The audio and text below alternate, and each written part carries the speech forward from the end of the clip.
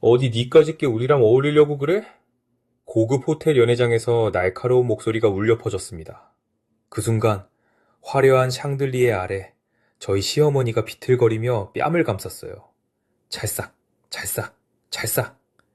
뺨 때리는 소리가 세 번이나 연회장 전체에 메아리 쳤고 차가운 대리석 바닥에 주저앉아 눈물을 훔치시는 시어머니와 어머님 주위를 뺑 둘러싼 채 입꼬리를 실룩거리며 비웃고 있는 사람들의 모습을 보자 잔인한 짐승의 날카로운 발톱이 제 가슴을 갈갈이 찢는 것 같았어요. 어머니! 저는 눈앞의 광경을 믿을 수가 없었습니다.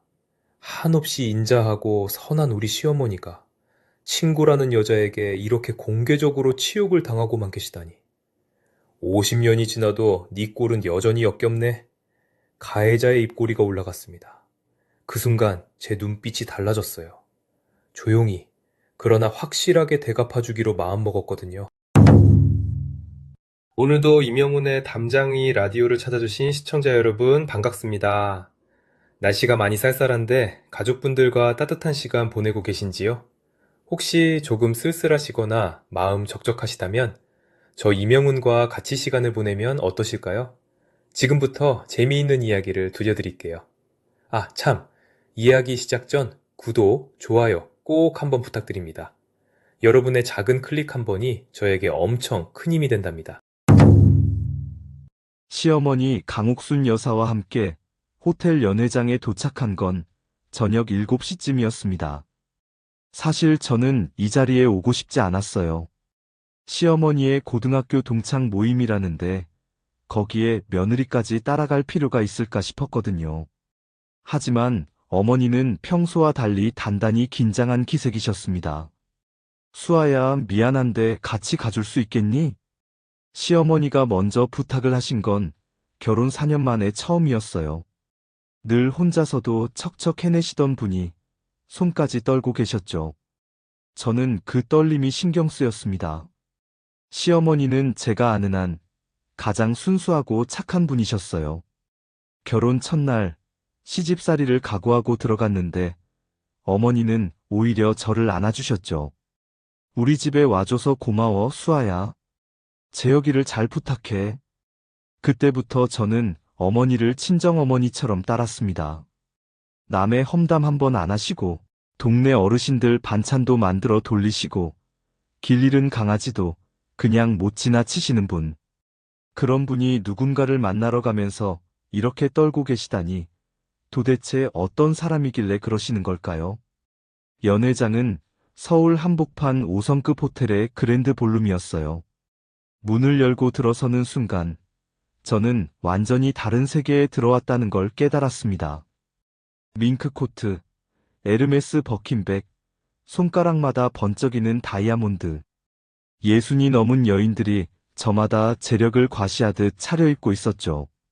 그런데 시어머니는 달랐습니다. 깔끔하지만 평범한 모직 코트, 수십 년은 된 듯한 진주 귀걸이. 저는 괜히 마음이 쓰렸어요. 시어머니가 이 자리에서 얼마나 위축될지 뻔히 보였으니까요.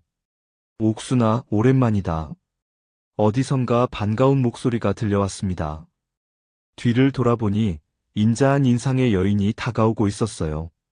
시어머니의 얼굴이 환해지셨죠. 영희야, 정말 오랜만이네. 두 분은 반갑게 손을 맞잡으셨습니다. 영희 아주머니는 저에게도 따뜻하게 인사를 건네셨어요. 며느리 맞지? 어머, 정말 예쁘게 생겼네. 옥순이 네가 복 많다. 그 순간이었습니다. 연회장 한가운데서 유독 시선을 끄는 여인이 이쪽을 향해 걸어왔어요. 온몸에 명품을 두르고 목에는 달걀만 한 에메랄드 목걸이가 걸려 있었죠. 그녀의 등 뒤로 67명의 여인들이 마치 수행원처럼 따랐습니다. 어머, 옥순이 아니야? 목소리는 반가운 척했지만 눈빛은 전혀 달랐어요. 차갑고 날카로웠죠. 시어머니의 어깨가 움츠러드는 게 보였습니다. 그리고 저는 알아챘어요. 시어머니가 두려워하고 계신다는 걸. 명자야, 오랜만이네. 어머니의 목소리가 살짝 떨렸어요. 저는 본능적으로 시어머니 곁에 바짝 붙었습니다. 윤명자라 불린 여인은 시어머니를 위아래로 훑어봤어요. 마치 벌레를 보듯이. 세월이 흘러도 변한 게 없네. 여전히 초라하고 대놓고 비아냥거리는 말투였습니다. 주변 여인들 사이에서 킥킥거리는 웃음이 새어나왔어요. 내가 연락했어, 명자야. 옥순이도 우리 동기잖아. 영희 아주머니가 나서며 말씀하셨지만 명자는 코웃음을 쳤습니다. 동기? 글쎄, 난 얘가 동기였던 게 부끄러운데. 하긴 50년 전에도 내 꼴은 이랬지. 그 말에 시어머니의 눈이 붉어지셨어요. 저는 참을 수가 없었습니다. 안녕하세요. 저는 며느리 한수아라고 합니다. 시어머니 모시고 왔어요. 제가 정중하게 인사했지만 명자는 위아래로 저를 훑어보기만 했습니다. 며느리? 어머, 옥순이 내 아들 결혼했구나. 뭐 하는 사람이래? 건축사무소 운영하고 있습니다. 건축사무소? 자기 건물은 있고, 아직은 임대 사무실이지만, 에이, 그건 사무소가 아니라 자영업이지. 명자의 입에서 비웃음이 터졌습니다. 주변 여인들도 따라 웃었어요. 제 얼굴이 붉어졌지만 시어머니를 위해 참았습니다. 연회가 시작되고 사람들이 3355 테이블에 앉았어요. 그런데 이상했습니다. 시어머니와 제가 앉으려 하면 자리가 없다며 다들 피했거든요. 마치 약속이라도 한 듯이요. 결국 구석의 빈 테이블에 겨우 자리를 잡았습니다. 영희 아주머니가 미안한 얼굴로 다가오셨어요. 옥순아, 미안해. 내가 괜히 부른 것 같아. 아니야, 영희야. 내 덕분에 왔잖아.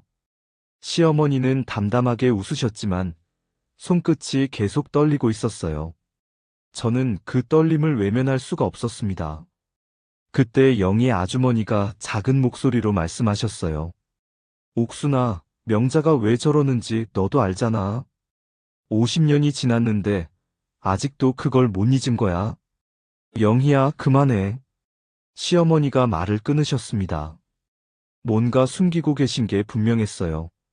그때였습니다. 마이크를 잡은 사회자가 말했어요. 자, 이제 우리 모임의 영원한 회장님, 윤명자 여사님의 인사 말씀이 있겠습니다. 박수 소리와 함께 명자가 단상에 올랐습니다. 화려한 조명 아래 그녀는 마치 여왕처럼 군림했어요. 여러분, 올해도 건강하게 망년회에서 만나서 반가워요. 우리가 벌써 칠순을 앞두고 있다니 세월 참 빠르죠? 웃음과 박수가 터졌습니다. 명자는 거드름을 피우며 말을 이었어요. 아, 그리고 오늘 오랜만에 온 친구가 있네요. 강옥순 씨 일어나 봐요. 갑자기 시어머니를 지목했습니다. 어머니가 당황해서 일어나셨어요. 옥순 씨, 고등학교 때 기억나? 네가 남의 것을 탐내던 거? 연 회장이 조용해졌습니다. 명자의 눈에 도끼가 서려 있었어요. 뭐, 결국 아무것도 못 가졌지만 내 분수에 맞게 사는 거 좋은 거야. 그 말에 담긴 의미를 알 수 없었지만 명자가 시어머니를 향한 적개심이 단순한 빈부격차가 아니라는 건 분명했어요. 연회가 중반을 넘어갈 무렵 시어머니가 화장실에 간다며 자리를 뜨셨습니다. 저는 어머니를 혼자 두면 안 될 것 같아 몰래 따라갔어요. 화장실 앞 복도에서 저는 멈춰 섰습니다. 시어머니가 누군가와 이야기하고 계셨거든요. 명자야, 제발 오늘만은 그러지 마. 며느리도 왔어. 며느리? 그래서 뭐? 네가 체면 차릴 게 있어? 명자의 목소리였습니다. 저는 벽 뒤에 몸을 숨기고 귀를 기울였어요. 50년이 지났잖아. 이제 그만하면 안 되겠니? 그만? 내가 왜 그만해야 하는데? 네가 뭘 잘못했는지 알기나 해? 내가 뭘 잘못했어? 난 아무것도 안 했어. 어머니의 목소리가 떨리고 있었습니다. 아무것도 안 했다고? 네가 정우 오빠한테 뭘 했는지 잊었어? 정우? 누구지? 저는 숨을 죽이고 더 들었어요. 난 정우 씨한테 아무것도 안 했어. 정우 씨가 먼저. 닥쳐. 명자가 소리쳤습니다. 내가 얼마나 좋아했는데? 내가 얼마나... 근데 그 사람 눈에는 너만 보였잖아. 순수하고 착한 강옥순. 명자야, 그건 네가 날 얼마나 비참하게 만들었는지 알아? 고등학교 3년 내내 내가 얼마나 힘들었는지. 그 순간이었습니다. 찰싹. 마른 소리가 복도에 울렸어요. 제가 뛰어나갔을 때 시어머니는 이미 뺨을 맞고 비틀거리고 계셨습니다. 어머니, 제가 시어머니를 부축했어요. 어머니의 눈에서 눈물이 흘러내리고 있었습니다. 명자는 손을 털며 비웃었습니다. 50년이 지나도 내 꼴은 여전히 역겹네. 다시는 내 앞에 얼씬거리지 마. 이게 무슨 짓이에요? 제가 소리쳤습니다. 명자는 눈을 가늘게 뜨고 저를 바라봤어요.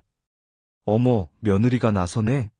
시어머니가 젊었을 때 남의 남자 꼬셨던 거 알아? 뭐라고요? 물어봐. 내 순진한 시어머니가 고등학교 때 뭘 했는지. 명자가 비웃으며 걸어갔습니다. 그녀의 뒤를 따르던 여인들도 킥킥거리며 지나갔어요. 저는 시어머니를 부축하며 여쭤봤습니다. 어머니, 대체 무슨 일이에요? 저 여자가 왜 이러는 거예요? 어머니는 대답하지 않으셨어요. 그저 하염없이 눈물만 흘리셨습니다. 집에 가요, 어머니. 여기 더 있을 필요 없어요. 저는 시어머니를 모시고 연회장을 나왔습니다. 차 안에서 어머니는 한마디도 하지 않으셨어요. 창밖만 바라보며 조용히 눈물을 닦으셨죠. 집에 도착해서 시어머니를 방에 눕혀드리고 저는 거실에 앉아 생각에 잠겼습니다. 남의 남자를 꼬셨다고? 제가 아는 시어머니는 그런 분이 절대 아니었어요. 평생 착하게만 사시고 남 험담 한 번 안 하시는 분인데 50년 전에 무슨 일이 있었던 걸까요? 정호라는 사람은 누구이고 명자는 왜 저렇게 시어머니를 증오하는 걸까요? 그때 남편 오재혁에게서 전화가 왔어요. 여보, 나 야근이라 좀 늦을 것 같아. 어머니 모임 잘 다녀왔어? 응, 근데 재혁아, 어머니 고등학교 때 일 혹시 알아? 정호라는 사람. 전화기 너머로 긴 침묵이 흘렀습니다. 정호? 그 이름 어디서 들었어? 오늘 모임에서 윤명자라는 사람이 어머니를 때리면서 그 이름을 말했어. 뭐? 어머니를 때렸다고? 재혁의 목소리가 높아졌어요. 어머니 괜찮으셔? 도대체 무슨 일이야? 나도 몰라. 어머니가 말씀을 안 하셔. 근데 50년 전에 뭔가 있었던 것 같아. 재혁은 한숨을 쉬었습니다. 그 이야기. 나도 자세히는 몰라. 어릴 때 할머니가 뭐라고 하신 적은 있는데 어머니가 절대 말씀 안 하셨거든. 정호라는 분은 아마 어머니 첫사랑이셨던 것 같아. 첫사랑? 응. 근데 그분이 일찍 돌아가셨대.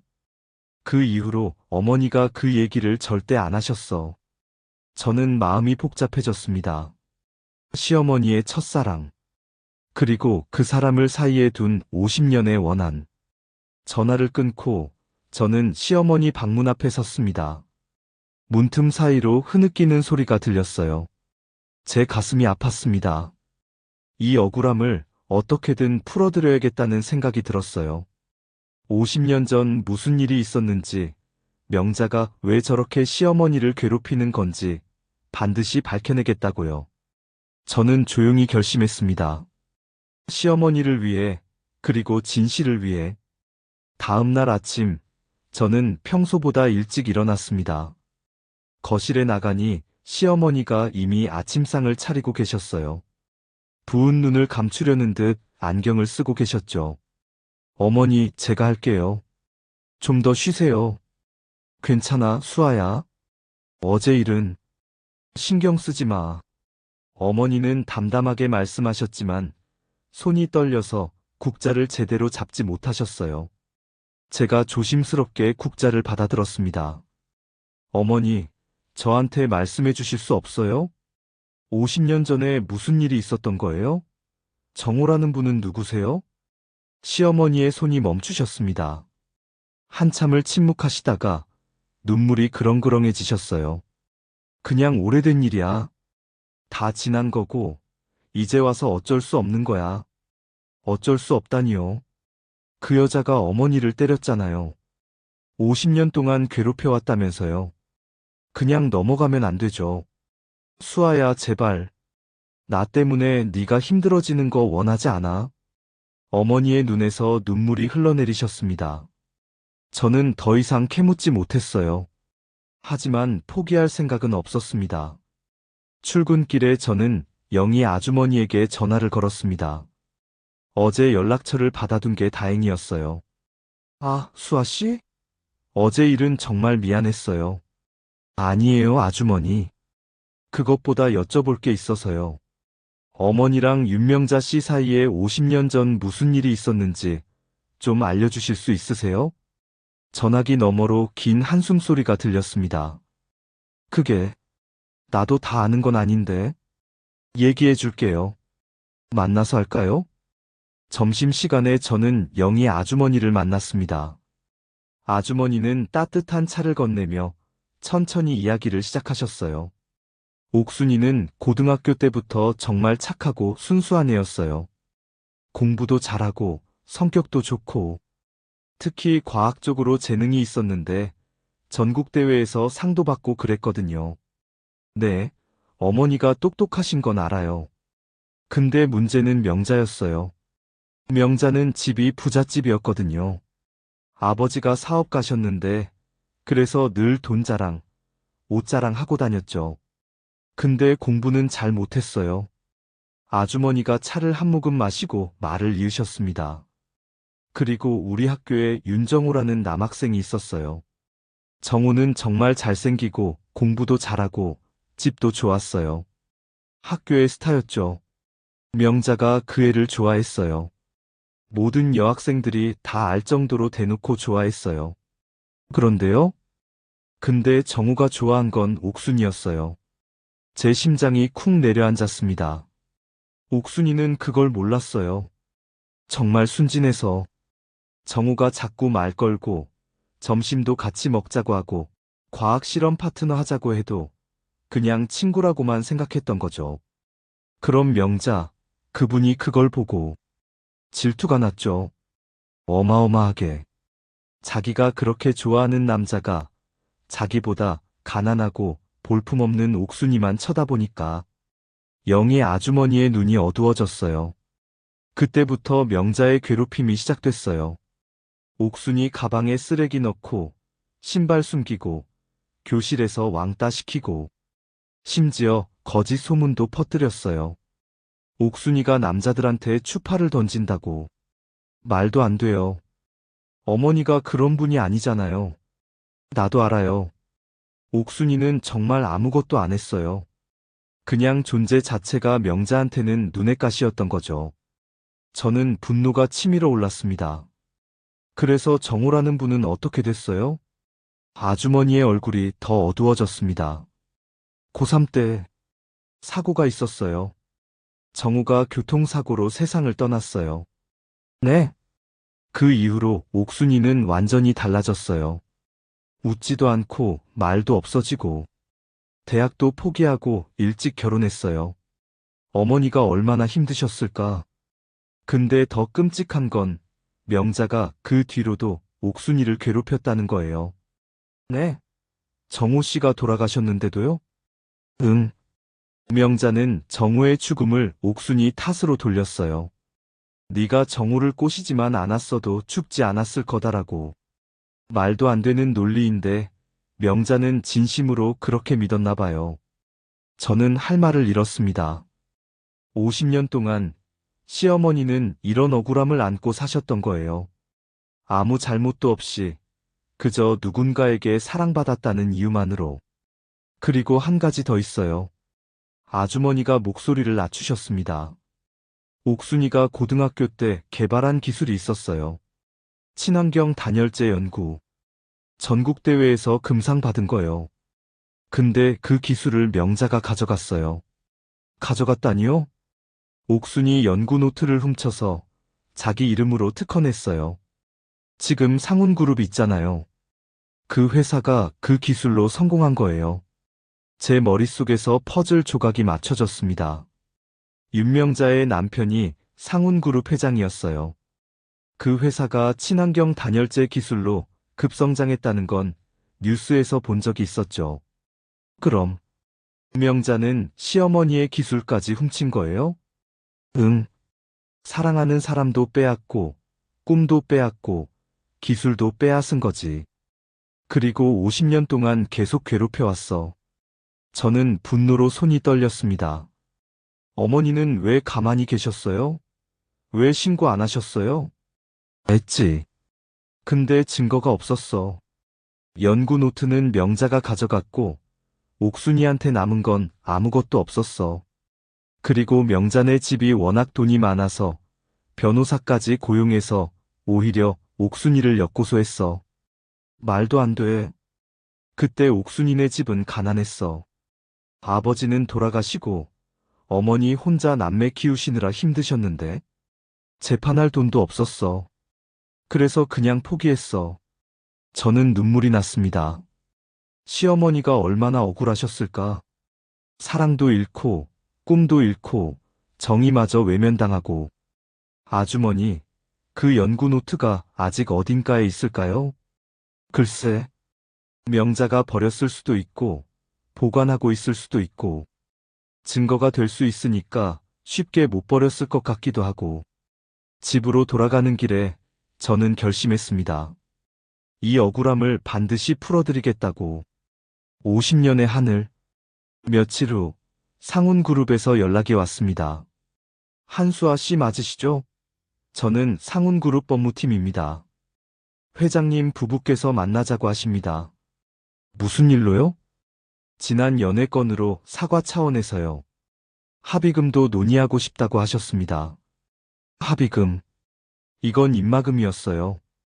그들은 제가 뭔가 알아냈다는 걸 눈치챈 거였죠. 하지만 저는 이 기회를 이용하기로 했습니다. 금요일, 저는 호텔로 향했습니다. 프라이빗 룸에 윤명자와 배상훈 회장이 앉아 있었어요. 앉아요, 한수아 씨. 상훈 회장이 손짓했습니다. 저는 조용히 자리에 앉았어요. 우리 집사람이 좀 성격이 급해서 지난번에 실례를 했더라고. 그래서 사과 차원에서 자리를 마련했어요. 사과요?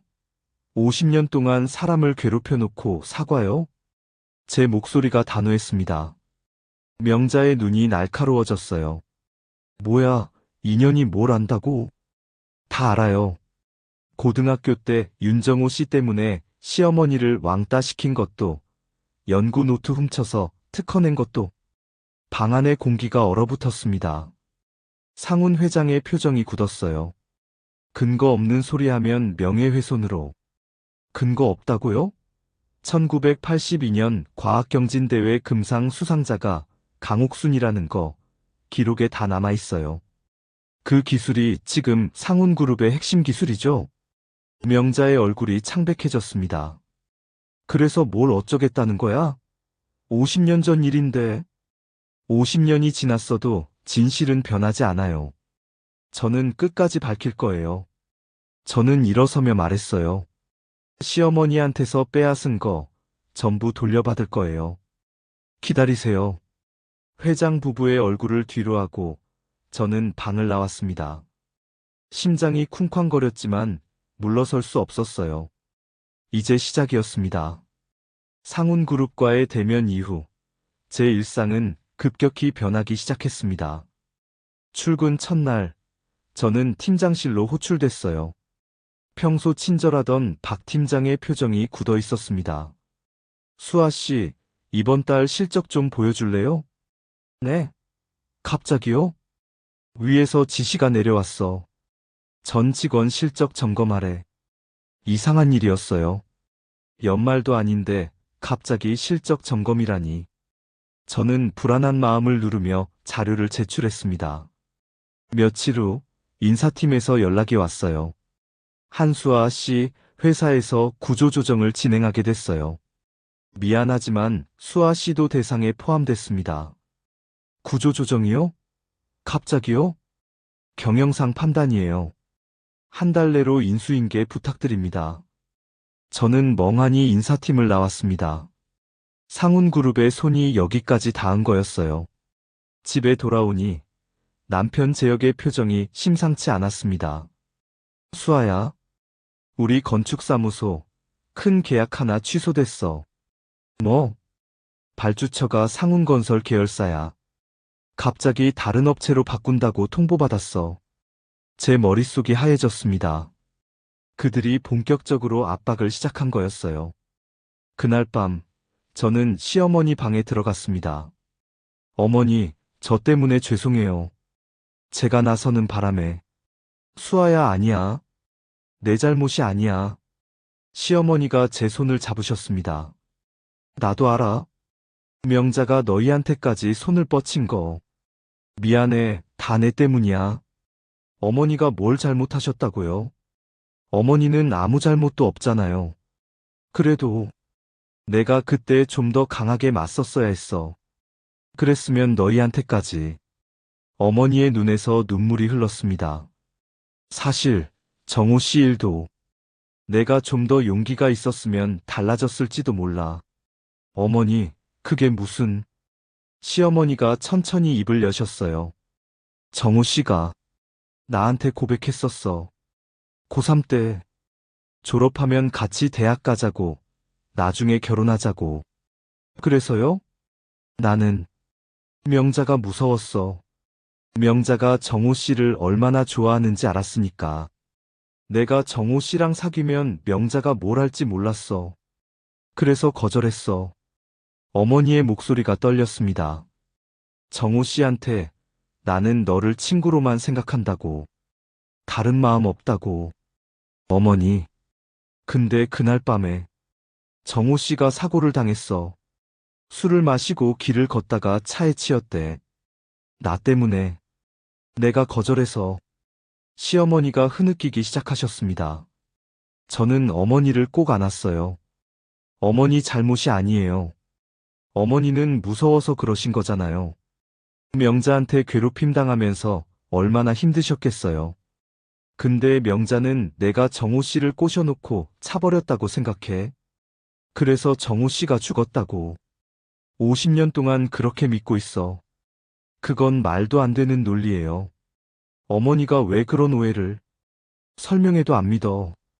명자는 이미 정해놓은 거야. 내가 악인이라고. 그래야 자기가 편하니까. 저는 분노와 슬픔이 뒤섞여 눈물이 났습니다. 시어머니는 평생 억울하게 사셨어요. 사랑하는 사람도 잃고 그 사람의 죽음까지 자기 탓으로 돌리며. 그리고 진짜 가해자는 오히려 피해자 행세를 하며 살아왔죠. 어머니, 이번엔 제가 지켜드릴게요. 꼭요. 며칠 후 뜻밖의 연락이 왔습니다. 한수아 씨? 저 서진아라고 합니다. 윤명자 씨 딸이에요. 윤명자 씨 딸이요? 네. 할 말이 있어서요. 내일 만날 수 있을까요? 다음 날, 저는 서진아 씨를 만났습니다. 의외로 수수한 차림에 눈빛이 흔들리고 있었어요. 왜 절 만나자고 하신 거예요? 저, 엄마가 하신 일 알아요. 고등학교 때부터 강옥순 여사님을 괴롭힌 것도, 연구 노트 훔친 것도. 제 눈이 커졌습니다. 알고 계셨어요? 몇 년 전에 알았어요. 아버지 서재에서 서류를 찾다가 우연히 봤거든요. 옛날 편지들이랑 연구 노트 원본이랑. 연구 노트가 아직 있어요? 네. 아버지 금고에 있어요. 증거가 될까봐 못 버린 것 같아요. 저는 심장이 멎는 것 같았어요. 그리고 윤정호라는 분 아세요? 네, 알아요. 어머니 첫사랑이셨다고. 그분이 저희 아버지 친형이에요. 네. 아버지랑 큰아버지는 형제였어요. 그래서 아버지가 엄마랑 결혼한 거예요. 큰아버지가 죽고 나서 엄마가 아버지한테 접근했대요. 머릿속이 복잡해졌습니다. 윤명자가 정호의 동생과 결혼했다고? 엄마는 원래 정호 큰아버지를 좋아했는데 큰아버지가 죽으니까 대신 아버지한테 간 거예요. 큰아버지 대신. 그리고 강옥순 여사님 기술로 회사를 키웠고요. 진아 씨의 눈에 눈물이 맺혔어요. 저는 이런 가족이 부끄러워요. 엄마가 한 짓이 너무 끔찍해요. 그래서 저한테 왜 도와드리고 싶어요. 연구 노트 원본 가져다 드릴 수 있어요. 저는 진아 씨의 눈을 바라봤습니다. 진심이 느껴졌어요. 진아 씨, 왜 이렇게까지? 정우 큰아버지 무덤에 가끔 가거든요. 거기서 기도해요. 큰아버지가 사랑했던 분한테 사죄하고 싶다고. 이게 제가 할 수 있는 일이에요. 저는 진아 씨의 손을 잡았습니다. 고마워요. 정말 고마워요. 근데 시간이 좀 필요해요. 아버지 금고 비밀번호를 알아내야 하거든요. 기다릴게요. 연락 주세요. 진아 씨와 헤어지고 집으로 돌아오는 길, 저는 희망이 피어오르는 걸 느꼈어요. 아직 끝난 게 아니었습니다.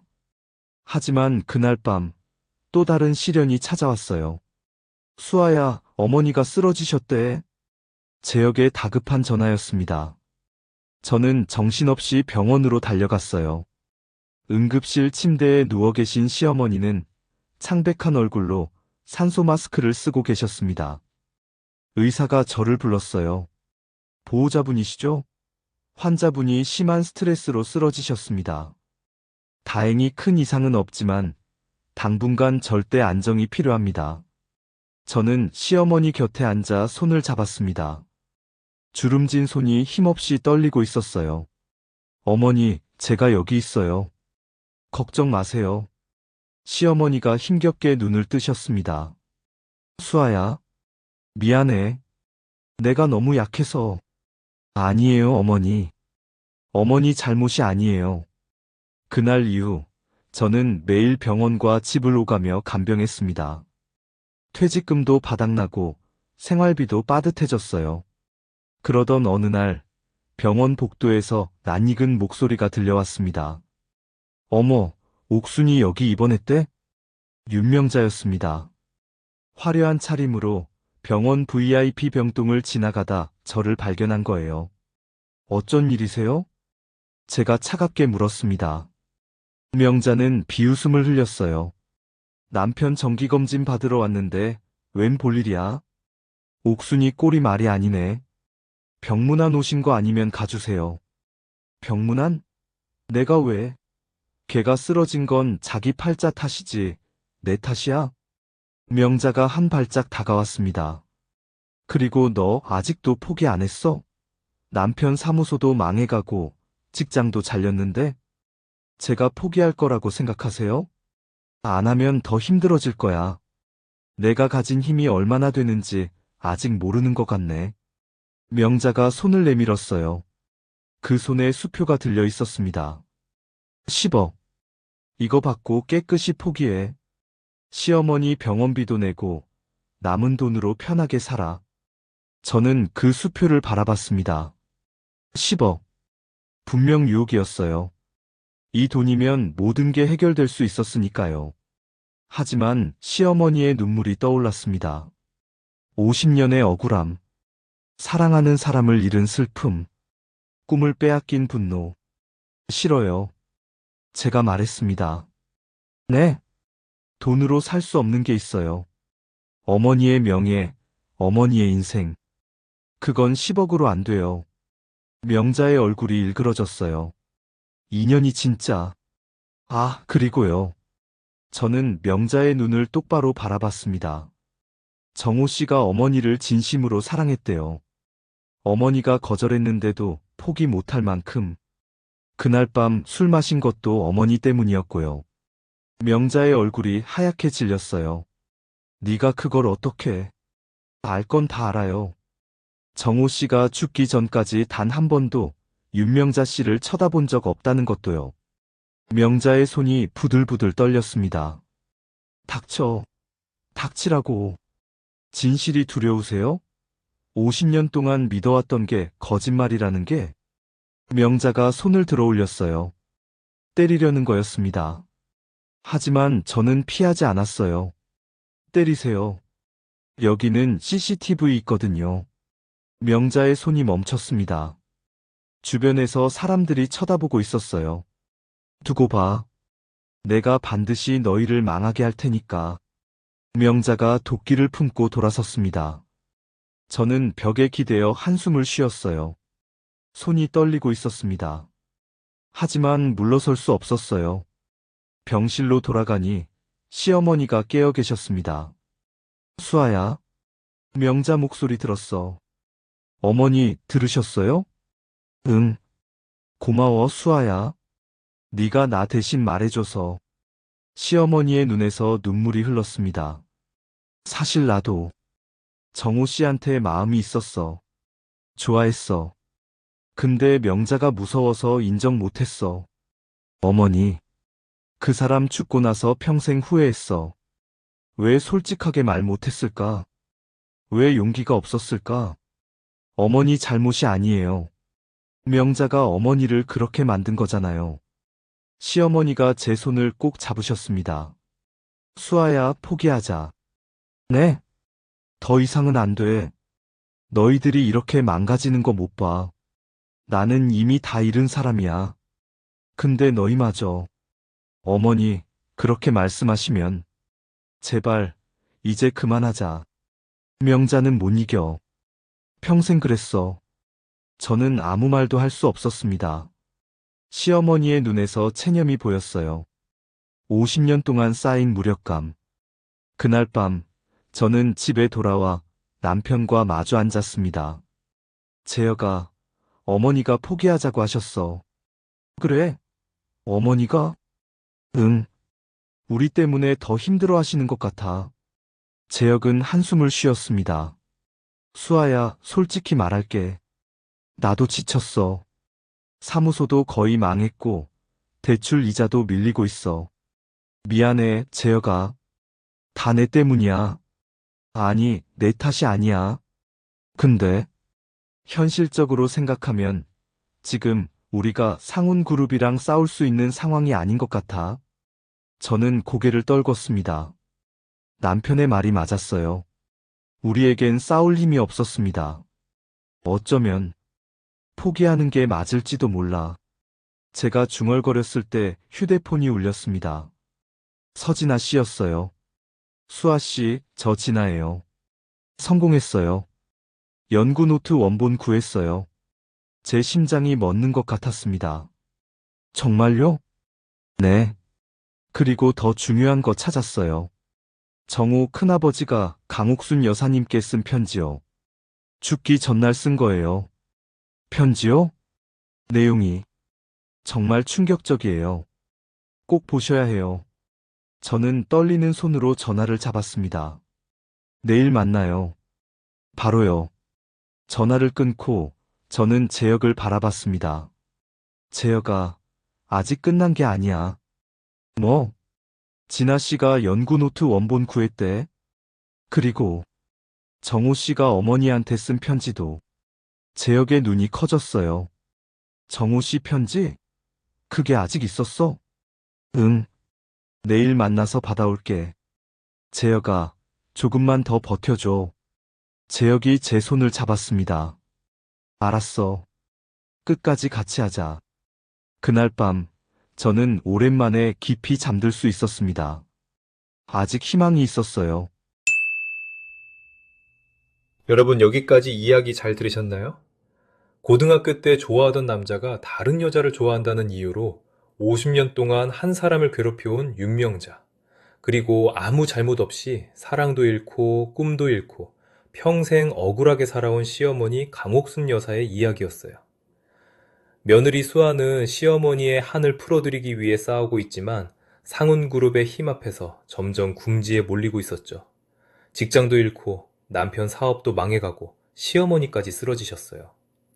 하지만 뜻밖의 조력자, 가해자의 딸 진아 씨가 손을 내밀었습니다. 연구노트 원본과 정호 씨의 편지, 과연 이것들이 어떤 진실을 밝혀줄까요? 그럼 여러분, 다음 이야기도 계속 들어봐 주세요. 다음 날, 저는 진아 씨를 만났습니다. 그녀는 두꺼운 봉투 2개를 건넸어요. 여기 연구 노트 원본이에요. 그리고 이건 정우 큰아버지 편지요. 저는 떨리는 손으로 먼저 편지를 열었습니다. 낡은 편지지에 정성스러운 글씨가 빼곡히 적혀 있었어요. 옥순에게. 오늘 네가 나를 거절했어.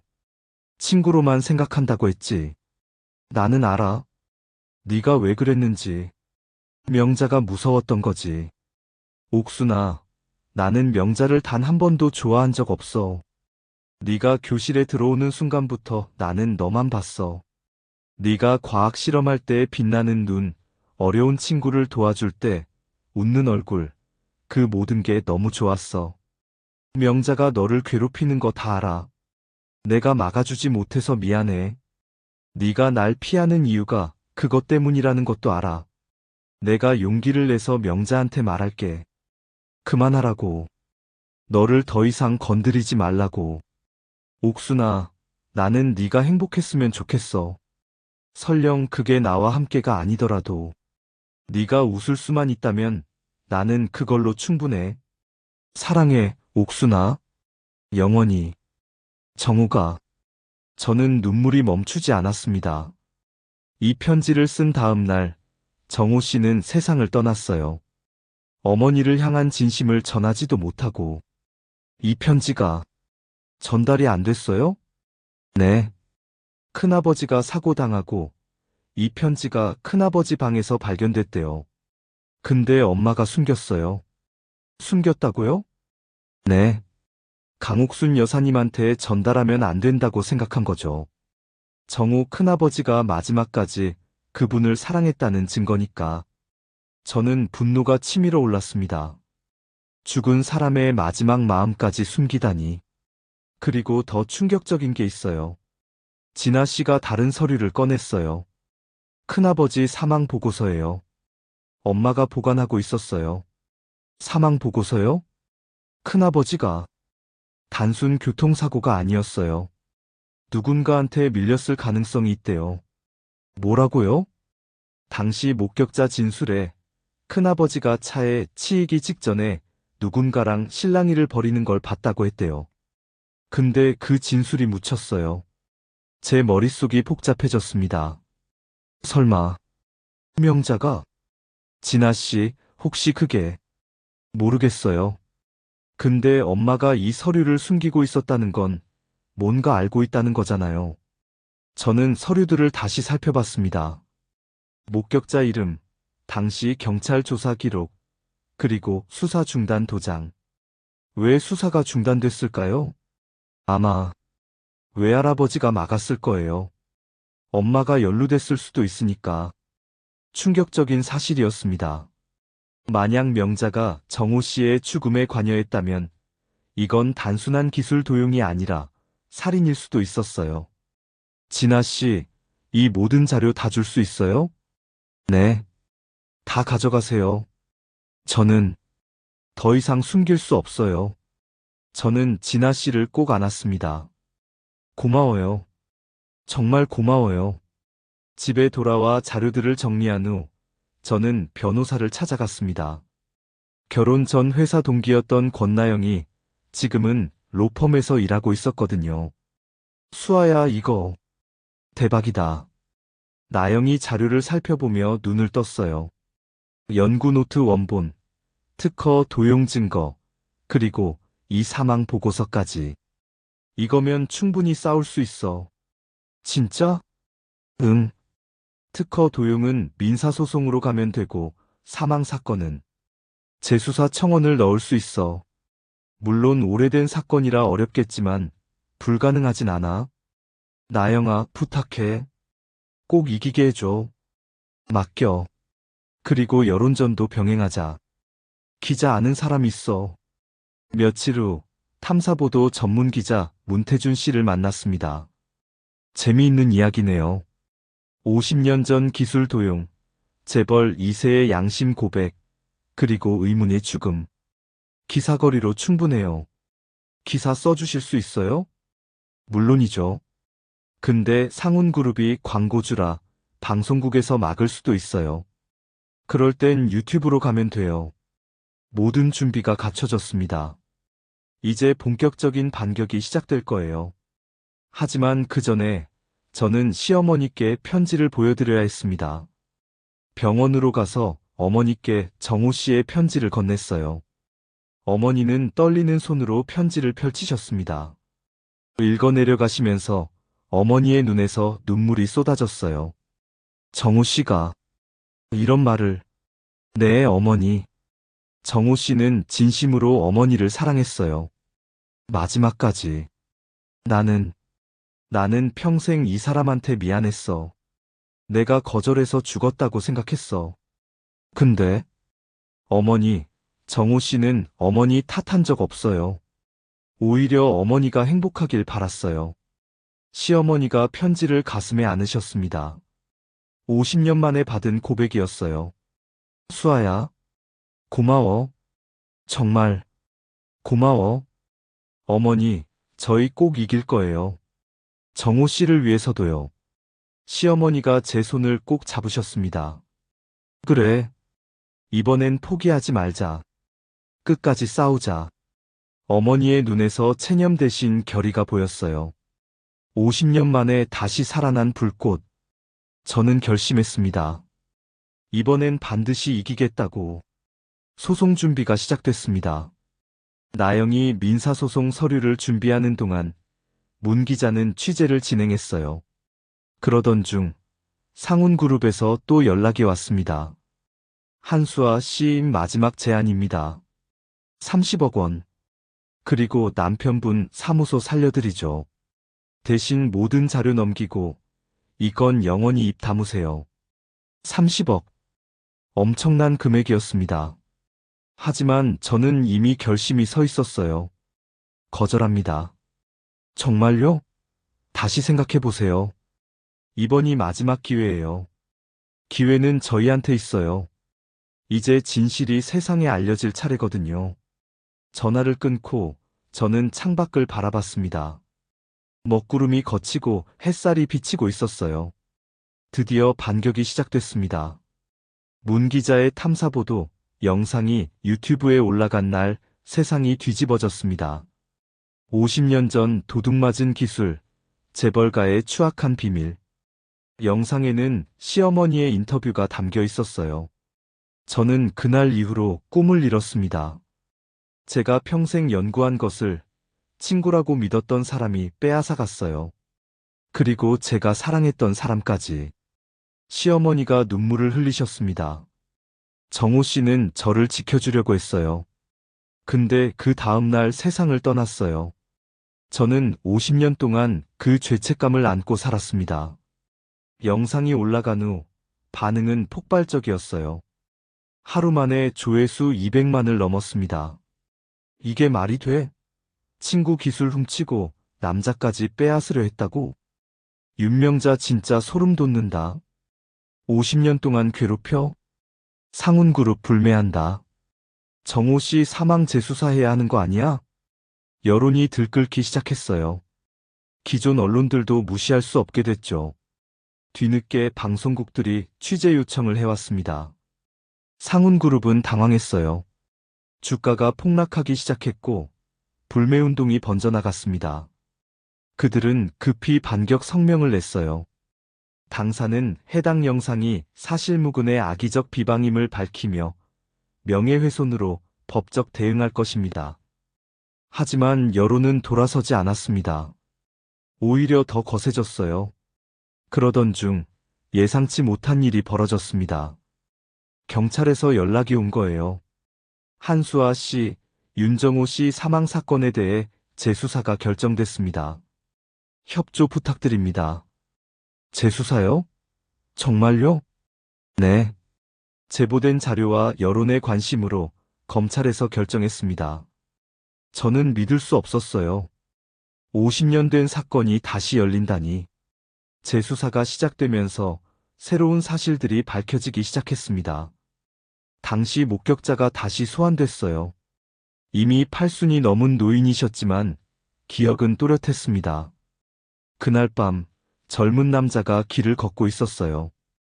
근데 갑자기 여자가 나타나서 실랑이를 벌이더라고. 남자가 뒤로 밀려나면서 마침 차가. 그 여자가 누구였는지 기억하세요? 얼굴은 못 봤어요. 근데 목소리가 왜 나를 안 봐? 라고 소리쳤어요. 경찰은 당시 CCTV 기록을 찾아냈습니다. 오래된 아날로그 테이프였지만 복원이 가능했어요. 화면에는 흐릿하지만 분명한 장면이 담겨 있었습니다. 정호 씨와 실랑이를 벌이는 여성의 뒷모습. 그리고 정호 씨가 차도로 밀려나는 순간 이 여성의 신원을 확인 중입니다. 경찰의 발표에 세상이 술렁였어요. 그리고 며칠 후 충격적인 뉴스가 터졌습니다. 윤명자 여사, 50년 전 사건 관련 피의자 신분 소환. 명자가 경찰에 소환된 거예요. 사건 파일 복원 결과 그녀로 추정되는 인물이 확인됐다고 했습니다. 저는 뉴스를 보며 손이 떨렸어요.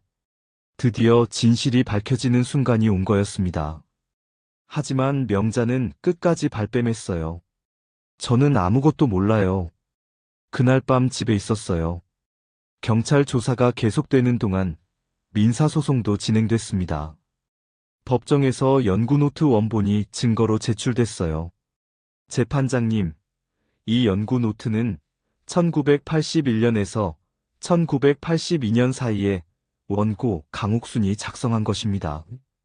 필적 감정과 탄소 연대 측정 결과가 이를 증명합니다. 나영이 증거를 제시했습니다. 피고 윤명자는 1984년 이 노트를 절취하여 1986년에 본인 명의로 특허를 출원했습니다. 이는 명백한 지적재산권 침해이며 원고는 정당한 보상을 받을 권리가 있습니다. 상훈그룹 측 변호사가 반박했어요. 증거물의 신빙성에 의문이 있습니다.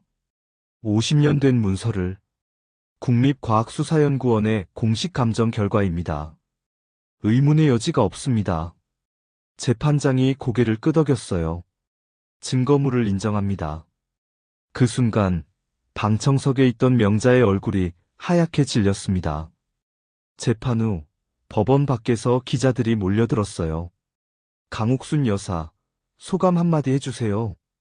시어머니가 떨리는 목소리로 말씀하셨습니다. 50년 동안 기다렸어요.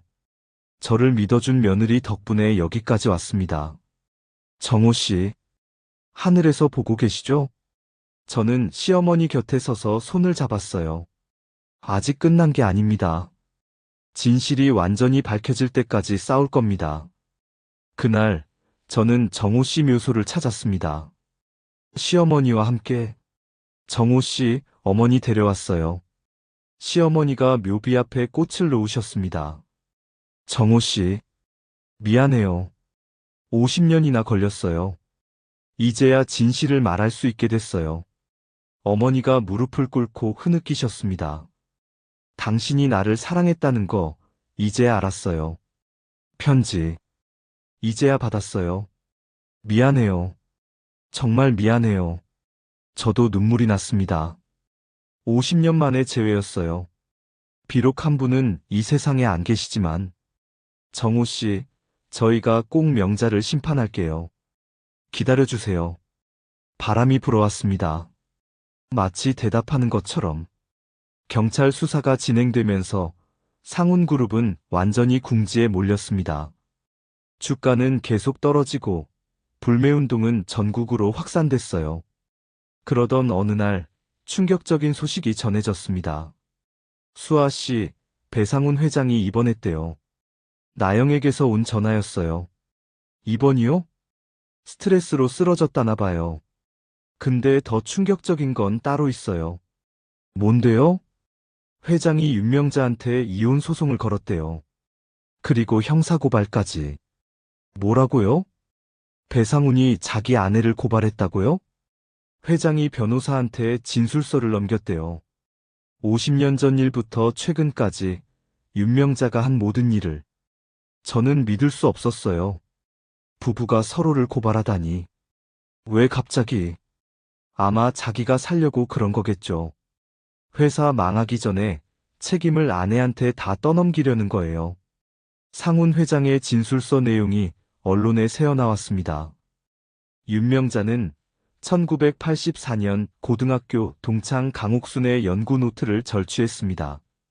저는 그 사실을 알고도 묵인했습니다.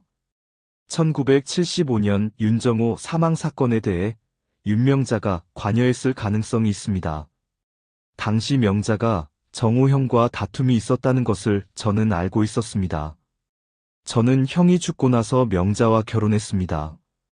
명자가 먼저 접근해왔고, 저는 형의 죽음에 대한 죄책감으로 거절하지 못했습니다. 세상이 발칵 뒤집어졌어요. 남편이 아내를 배신? 상훈그룹 막장 드라마. 50년 전 살인 의혹, 재벌가의 어두운 비밀. 명자는 완전히 고립됐습니다. 남편에게 버림받고 자식들에게도 외면당했어요. 그런데 놀라운 반전이 있었습니다. 진아 씨에게서 연락이 온 거예요. 수아 씨 엄마가 완전히 자백할 것 같아요. 자백이요? 네. 아버지한테 배신당하고 나서 완전히 무너졌어요. 이제 더 이상 버틸 힘이 없나 봐요.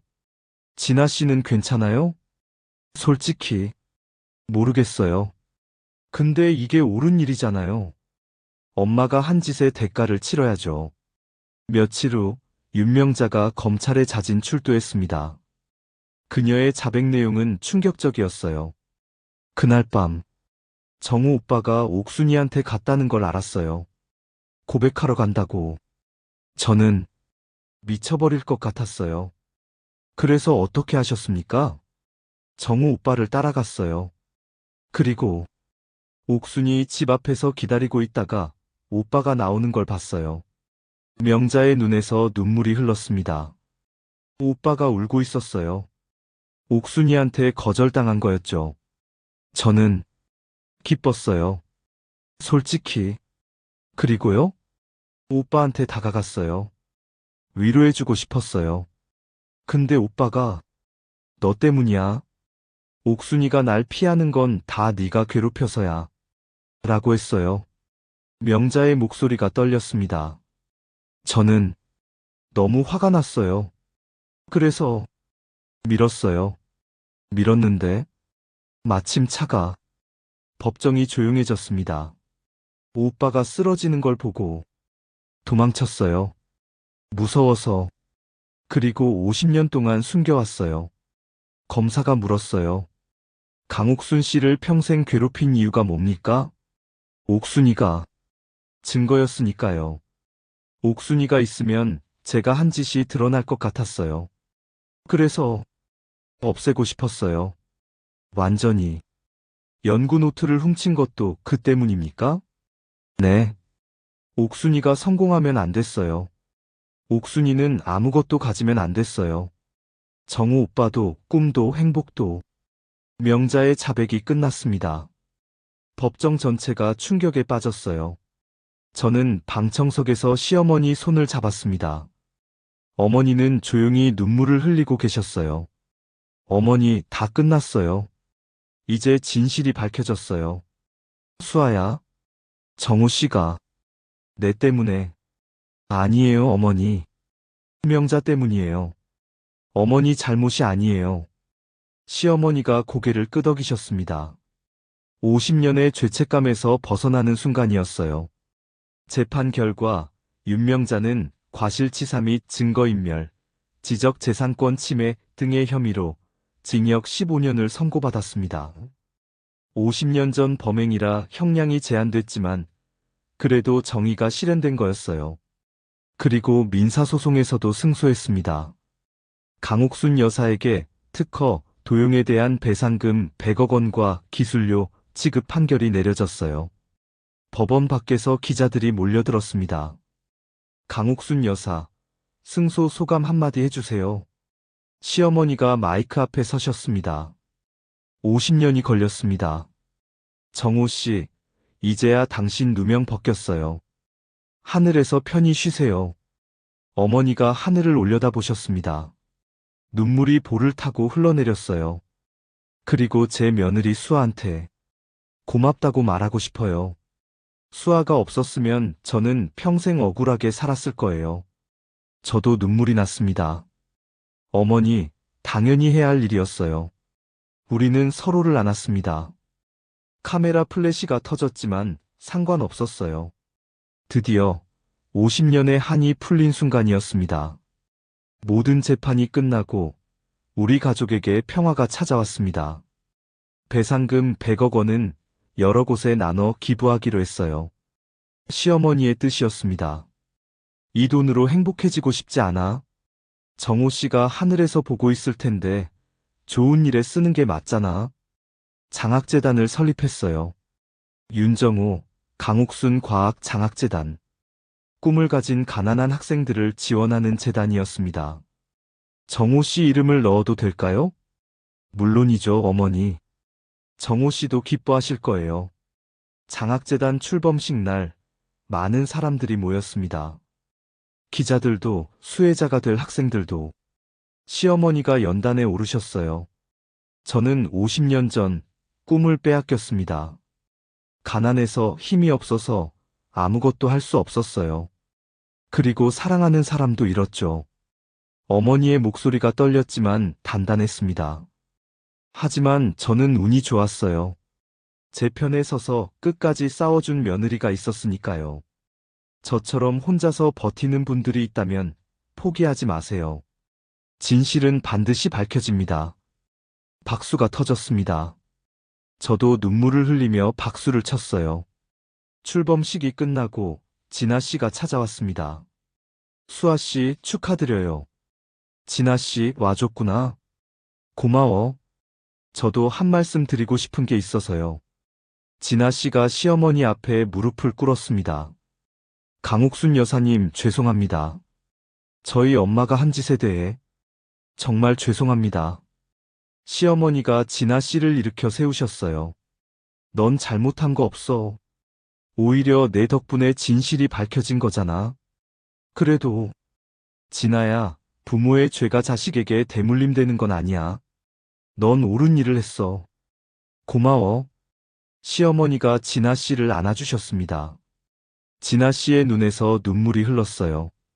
저는 그 광경을 보며 생각했습니다. 용서란 이런 거구나. 증오의 고리를 끊는 것. 몇 달 후, 우리 가족은 정호 씨 묘소를 다시 찾았습니다. 시어머니, 그리고 제요. 시어머니가 묘비 앞에 꽃을 놓으셨어요. 정호 씨, 다 끝났어요. 명자는 감옥에 갔고, 진실도 다 밝혀졌어요. 어머니가 묘비를 쓰다듬으셨습니다. 그리고, 미안했던 말 할게요.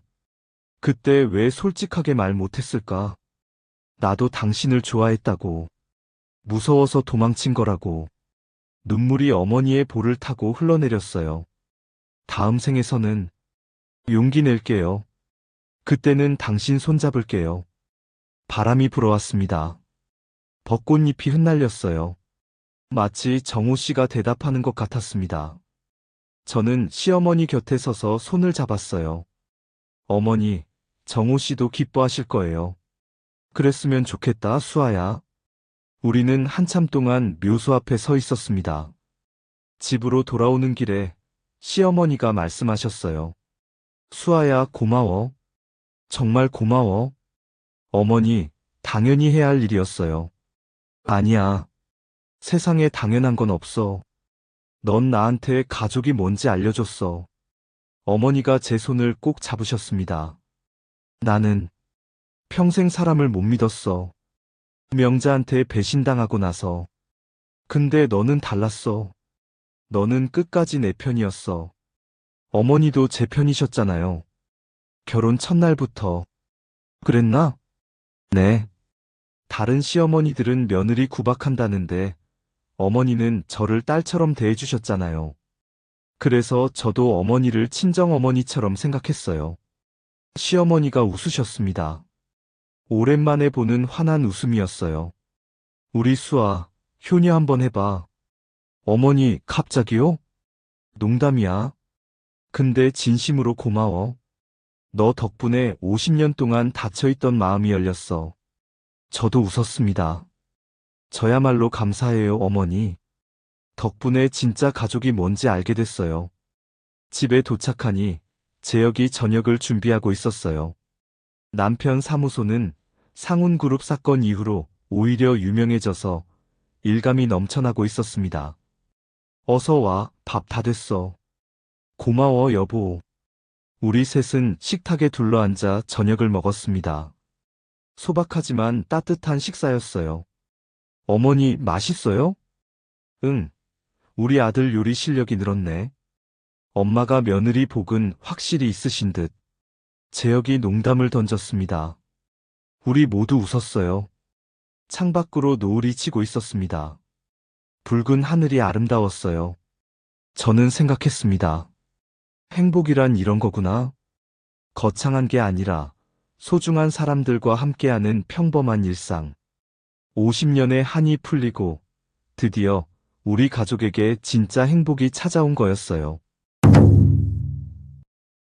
여러분, 오늘 이야기 어떠셨어요? 고등학교 때 좋아하던 남자가 다른 여자를 좋아한다는 이유로 50년 동안 한 사람을 괴롭혀온 윤명자.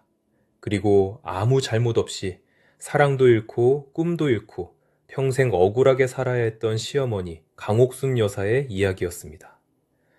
질투와 시기가 얼마나 무서운 감정인지 이 이야기가 잘 보여주는 것 같아요. 명자는 자기가 원하는 걸 얻지 못했다는 이유만으로 아무 죄 없는 사람의 인생을 망가뜨렸습니다. 사랑하는 사람까지 잃게 만들고 평생 죄책감에 시달리게 했죠. 하지만 진실은 결국 밝혀지게 되어 있더라고요. 50년이 걸렸지만 결국 정의가 승리했습니다. 가장 중요한 건 시어머니 곁에 끝까지 함께 싸워준 며느리 수아가 있었다는 거예요. 가족이란 뭘까요? 피를 나눈 사이만이 가족일까요? 저는 이 이야기를 보면서 생각했어요. 진짜 가족은 힘들 때 손 내밀어주는 사람, 억울할 때 대신 싸워주는 사람이 아닐까 하고요. 우리 모두 살면서 억울한 일을 당할 때가 있잖아요. 힘이 없어서, 돈이 없어서, 연줄이 없어서 참고 넘어가야 할 때. 그럴 때 정말 힘들죠. 근데 그런 순간에도 포기하지 마세요. 진실은 반드시 빛을 봅니다. 조금 늦을 수는 있어도 결국에는요. 그리고 여러분 곁에도 분명 수아 같은 사람이 있을 거예요. 아니면 여러분이 누군가의 수아가 될 수도 있고요. 서로의 편이 되어주는 것, 그게 우리가 할 수 있는 가장 아름다운 일이 아닐까 싶습니다.